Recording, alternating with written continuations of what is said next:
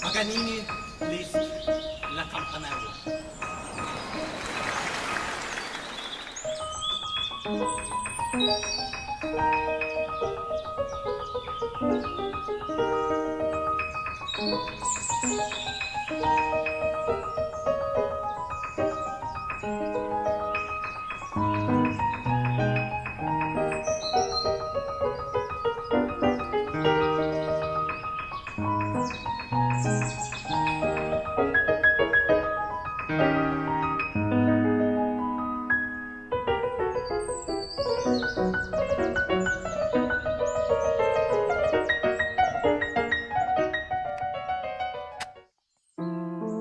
Good day, Madam, Monsieur. My name is Hiew. Firstly, I would like to talk about the client, my client. He is one of the most renowned pianists ever. Evangeline Kissin was an artistic genius at the age of 26. However, he always disliked the label of genius, so he more so rejected it. So, in relation to this, I took his modest demeanor, his prideful playing of the piano, and molded it into my concept. It was like loud but reserved, a contrasting kind of concept. So then I derived the idea of echo, and I chose this as my design approach.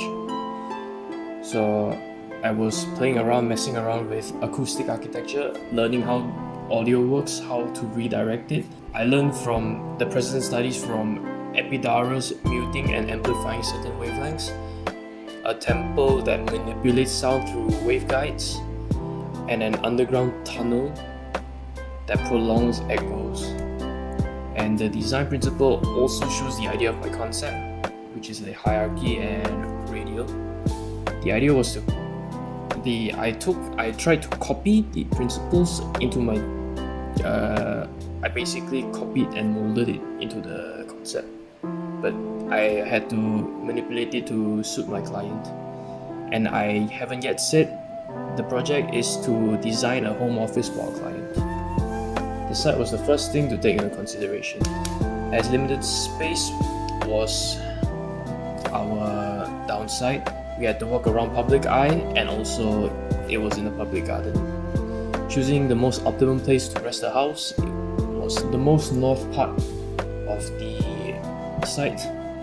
In between the site there is a small garden like where a bunch of bushes, hedges, and all sorts of species of flowers and plants.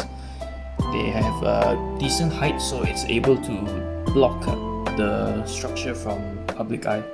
Then I had to consider the spaces after that. So drawing up the bubble diagram was honestly the hardest thing for me to do, since I wouldn't know what my client would need, and I assumed that the temporary home was more permanent. A few spaces were decided upon and some were cut out. The major space would be the audio room / practice room, the lounge kitchen, then the decking. There would then lead to bedroom and a master bedroom, and everything else would be easily accessible to toilets.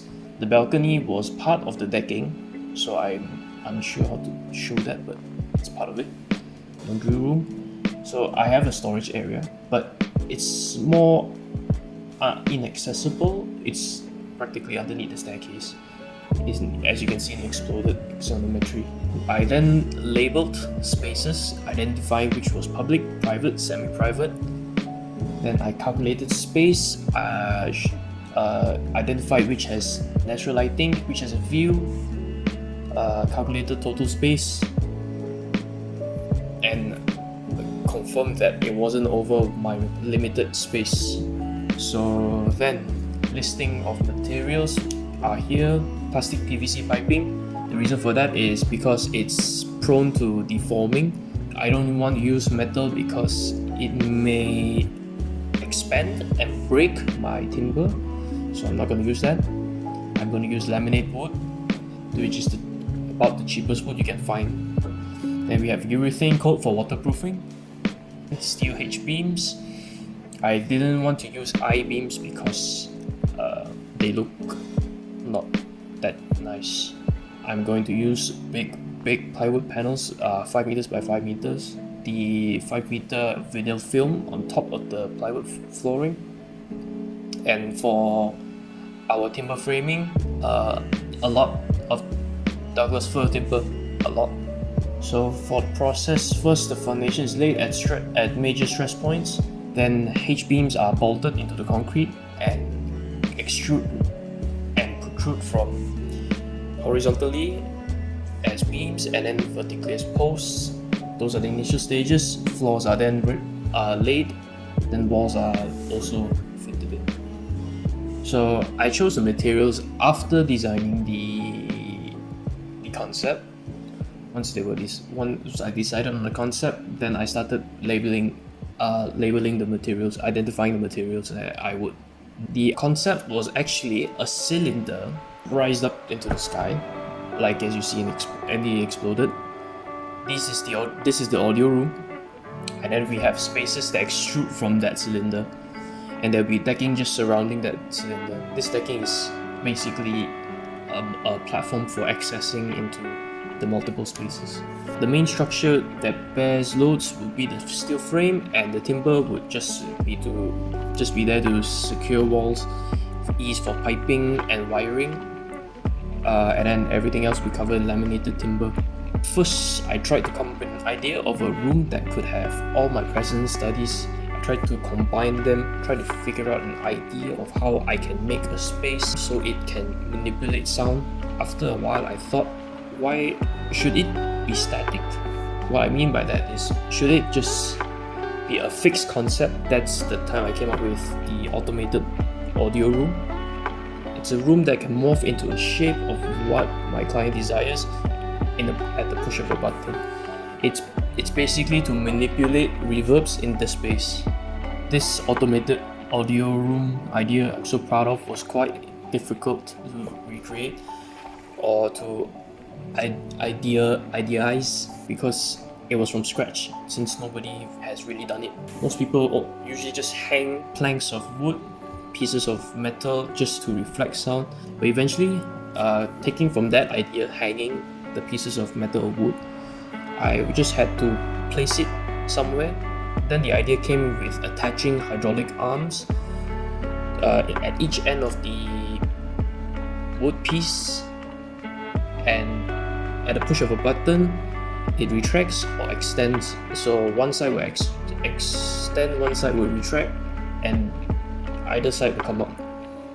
We have the sections, elevation, we have just the elevations. We have the elevations from the east-west side, and it's actually, since the site is slightly downhill on my side, since I put it almost at the edge, it slightly tips down. So there is a tipping point there, and that's where my building gets tilted. So that's the in-situ concrete.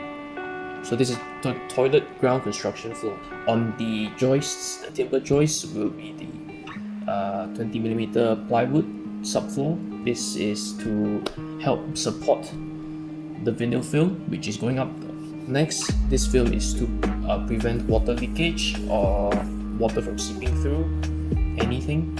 The stainless steel H-beams that go in between to support the weight. There will also be a 5mm aluminium panel sheet. This is to allow the water from any other source on the outside not seep into the timber framing and weaken the structure. So basically it's almost the same to the floor. It's where it has light timber framing. The walls, since the floors require heavier timber framing, so the walls have smaller ones. What it does is it sandwiches the steel H-beams, and insulation foam goes in between them. It's sandwiched between a sub-wall of plywood as well. This is just to have support, and then a vinyl film goes in the outside wall, and the laminate panels go outside, covered in urethane. So then we go down to the second floor construction, the first floor construction, and I wanted to give it more of a modern look. So the H beams may be painted black. If you can see them, they will be painted black. For the toilet floor, there is 2 subfloors of plywood that sandwiches one beam.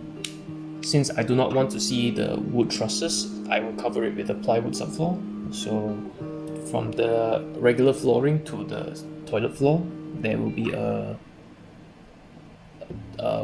vinyl film placed vertically, so the water does not go through also, and it's a tiny gap for drainage.